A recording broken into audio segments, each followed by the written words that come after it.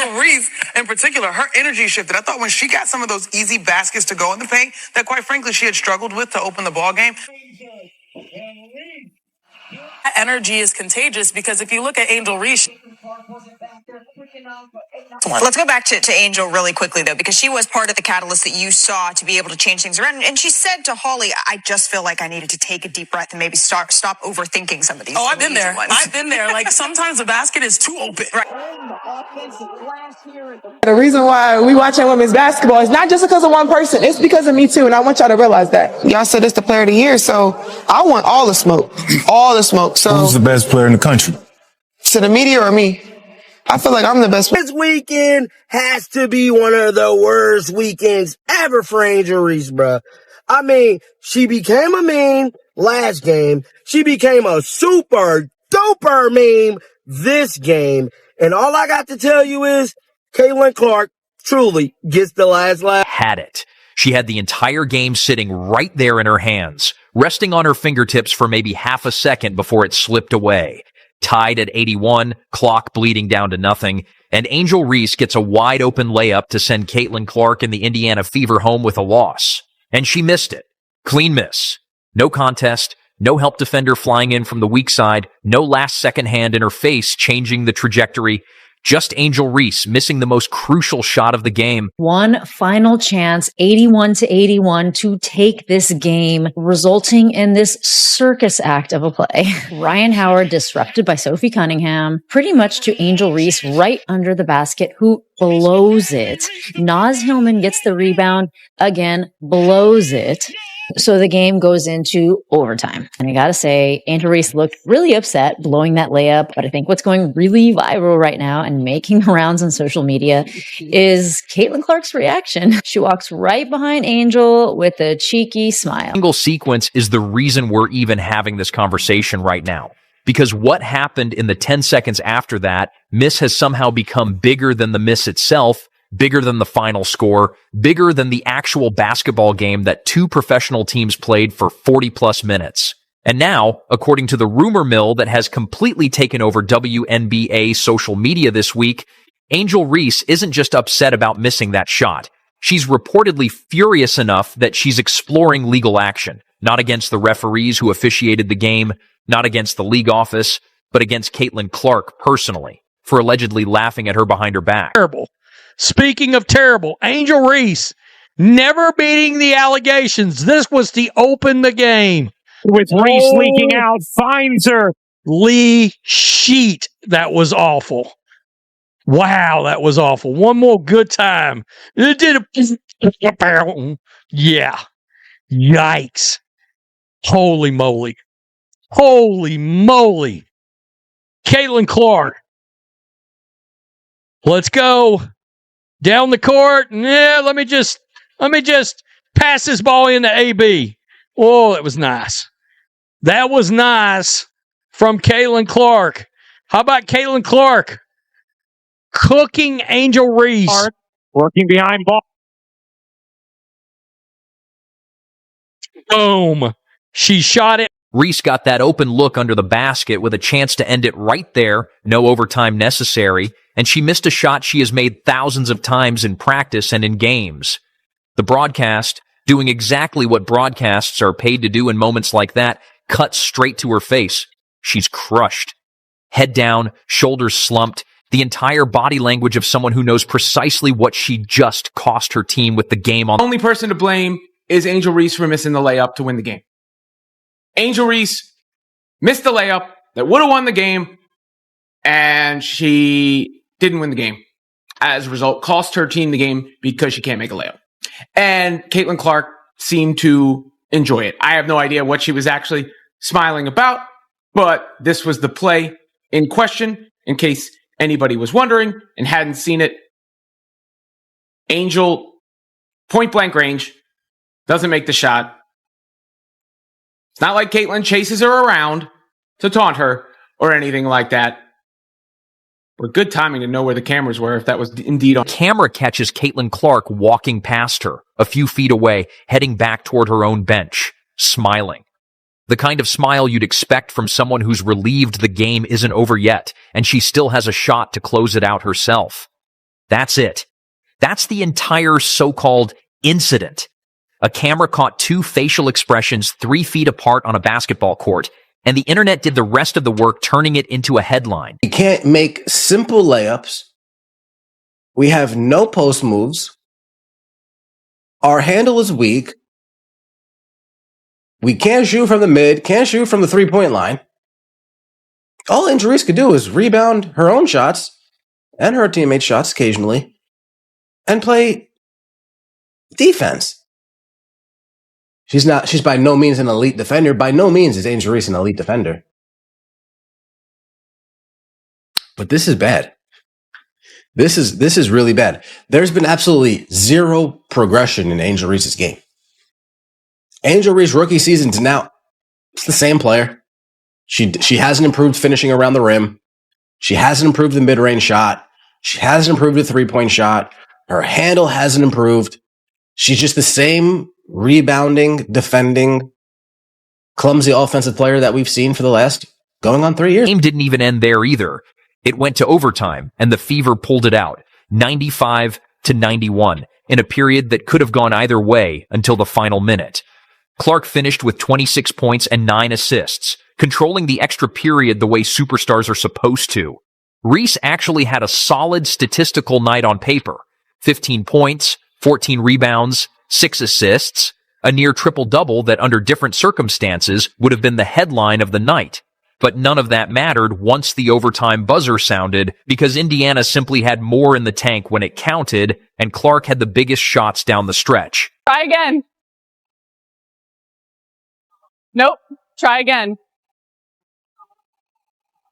One more time. Great board, just could not convert it. Was pushed under the hoop just enough to not have a great angle. To OT we go. Atlanta continues to own the offensive glass here in the fourth quarter. Hours, that incident had been remixed, slowed down, zoomed in, captioned, turned into a sound effect, and posted across every single platform that exists. People are calling it their favorite meme of the year. Fans who have been rooting for Clark since the moment she stepped onto a WNBA court treated the moment like a trophy, replaying it on loop. Meanwhile, fans who backed Reese treated the situation like a public insult that demanded a response. And somewhere in the middle of that chaos, a much bigger and much stranger story started to grow legs. The claim that Angel Reese wasn't just embarrassed by the moment. She was allegedly threatening to make the whole thing a legal matter. To our favorite reality TV show last night. And by now, you've seen the video of Caitlin Clark laughing at Angel Reese after she missed the game-winning layup against the Fever last night. I'm sure you've also seen this clip of Angel Reese missing a wide-open layup in the first quarter. But what I'm sure you missed was the halftime commentary about Angel Reese's performance in the first half last night. I don't know who her team is paying to get them to gaslight us like this. Get a load of this. That energy is contagious because if you look at Angel Reese, she already has 7 and 9. She's already getting close to a double-double. Go back. Are we being so for real? 7 and 9, almost has a double-double in the first half. She was 3 of 10 from the floor. She missed 7 out of 10 layups. Half of those 9 rebounds were from her own missed shots that she then missed again. Well, yeah, she brought the energy, baby. She brought the energy. She's used to getting double teamed. She's used to triple teams and she's used to contact. There's no one better to learn from when it comes to being a beast on the boards than Angel Reese. Yeah, because when the game's... There's no better person to learn from to be a beast on the boards. You don't say. The woman who literally has a stat created called me bounds because she misses. Things get genuinely bizarre. Reports circulating out of Reese's camp, unverified, loosely sourced, spreading mostly through gossip accounts and screenshots that nobody has actually managed to trace back to a real legal filing, suggest that Reese is exploring some kind of legal action against Clark and possibly even the league itself over the laughing moment. The claim, as it keeps being repeated and reshared online, is that Clark had a say in orchestrating the moment somehow, and that laughing at a missed shot on a globally televised broadcast crosses a line serious enough that it should carry actual consequences. Is the worst offensive player. She's not very offensive competent, bro. Caitlin Clark laughing at Angel Reese's missed layup. Generational meme. To lose the game. Here it is. Here's the video. She can rebound everything, but bro. Andre Drummond is hell down there, cuz. Now I heard you say, and I know you like her, Betty. You were like, she averages 15 and 12. I'm like, bro, you watch these games. You're like, how does she ever score? Come on, bro. She's an elite rebounder. So bad. Elite rebounder, bro. And you need those. You need those to win. You need those players on your team, bro. She's super famous rebounder, bro. Yeah. Oh, how bad did she want to hit the game winner against Caitlin Clark's team? You know what I mean? Yeah. That was devastating. I would say, my opinion is that Angel Reese averaging 15 and 12 is an indictment on the league. Oh, my God. For laughing on a basketball court during a live basketball game that both of them were actively competing in front of paying fans and a national audience. Think for a second about what would genuinely need to be true for a lawsuit like this to have any real legal footing. You'd need to prove intentional harm, demonstrate actual damages, and point to some kind of legal duty that was violated. Smiling at a rival missing a shot isn't defamation. It isn't harassment under any recognized legal standard. It isn't a tort of any kind that exists in a courtroom. Every lawyer who has weighed in publicly on this rumor, and a handful have, mostly half-jokingly, on social media, has landed on the same conclusion. There is no case here. Not a weak case that needs the right judge or the right jury. No case at all. Athletes have trash-talked, celebrated over, and laughed at each other since competitive sports were invented, and none of that has ever produced an actual courtroom filing that went anywhere. And Angel Reese knows a ring is coming.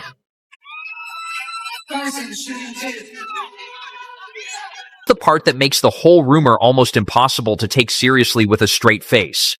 Because Angel Reese is not new to using gestures, body language, and facial expressions as a competitive weapon aimed directly at Caitlin Clark.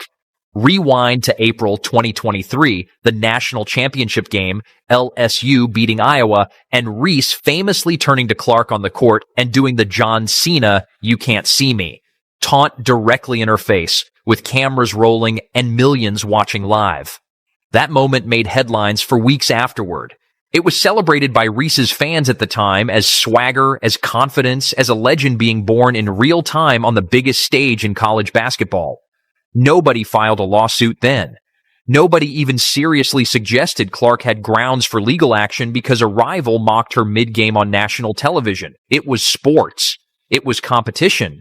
It was, by every definition, that game of both their young careers did not. Tells you almost everything you need to know about what's really going on underneath the surface here. This was never really about laughing. This is about losing and about how badly that loss looked while playing out on the biggest stage either of them plays on. Angel, I'm going to keep this one nice and sweet because I really don't want to roast you, especially the way you just got beat. But you got to start fucking playing like your Angel motherfucking Reese. Game on the line, had the win in sight. The ball left your hands, then said, not tonight.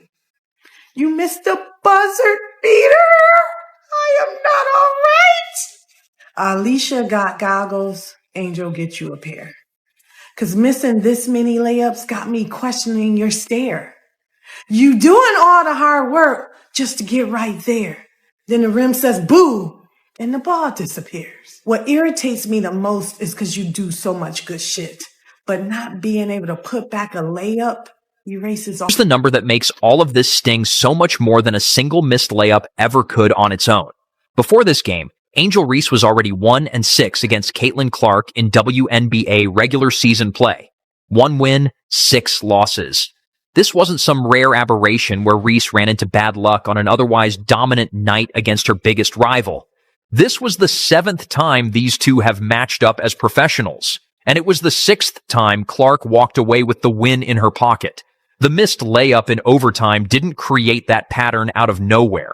It just became the most viral, most widely shared chapter of with millions of people watching every single time, while that rival's assist numbers, scoring totals, and MVP conversation keep climbing higher every single week of the season.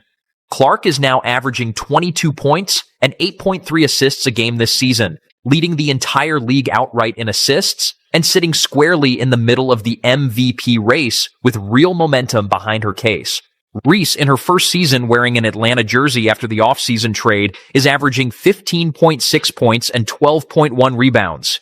Respectable numbers, real legitimate production on a nightly basis, but nowhere close to the same level of national spotlight or awards conversation. It's actually Indiana that has 7 points off of the turnovers that Atlanta has created until we saw Angel Reese, shout out to our teammate, Angel Reese in particular, her energy shifted. I thought when she got some of those easy baskets to go in the paint that quite frankly she had struggled with to open the ball game, that's when you saw this defense begin to pick up its energy, this dream squad to begin to play with a little bit more confidence. Yeah, athletes know it's not how you start, it's how you finish. And that energy is contagious because if you look at Angel Reese, she already has 7 and 9. She's already getting close to a double-double. But then also, if you think about, on the other side here, you're seeing the Indiana Fever. They're just being a little bit methodical as well because I like these good to great plays. You see Caitlin orchestrating. It's like both sides are leaning into their strengths on this one. Let's go back to Angel really quickly, though, because she was part of the catalyst that you saw to be able to change things around. And she said to Holly, I just feel like I needed to take a deep breath and maybe stop overthinking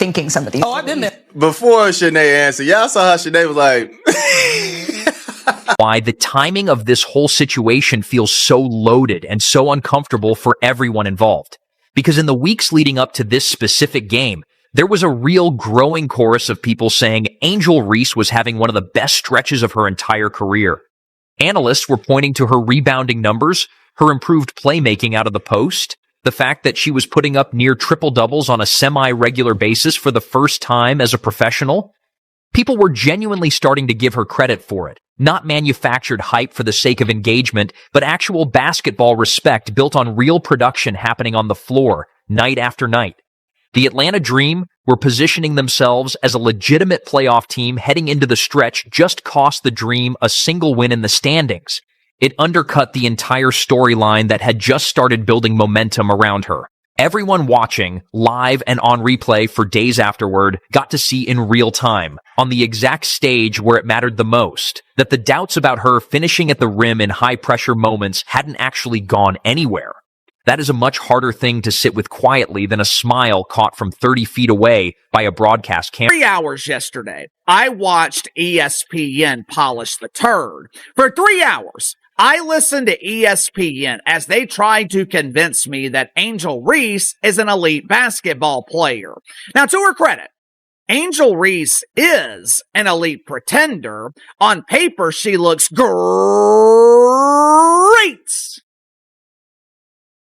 But when you actually watch, it is abundantly clear that Angel Reese has no idea what the hell she's doing. This is year 3. And Angel Reese has not developed. And ESPN isn't doing her any favors by casting Angel Reese as a star player. Strip away the lawsuit talk entirely, set aside the legal language, and the screenshots nobody can verify. And what you're left with is a much simpler, much more human story underneath it all. Nobody actually believes Angel Reese has hired a legal team over a 2-second smile. What people genuinely believe, and what the tape on the court supports pretty clearly, is that Reese is dealing with the very public, very repeated experience of coming up short against the one player whose success has come to define the entire national conversation around her own career trajectory. Every time this specific matchup happens, it was never really about a facial expression caught on camera for 2 seconds. It was about what that facial expression represented in that exact moment.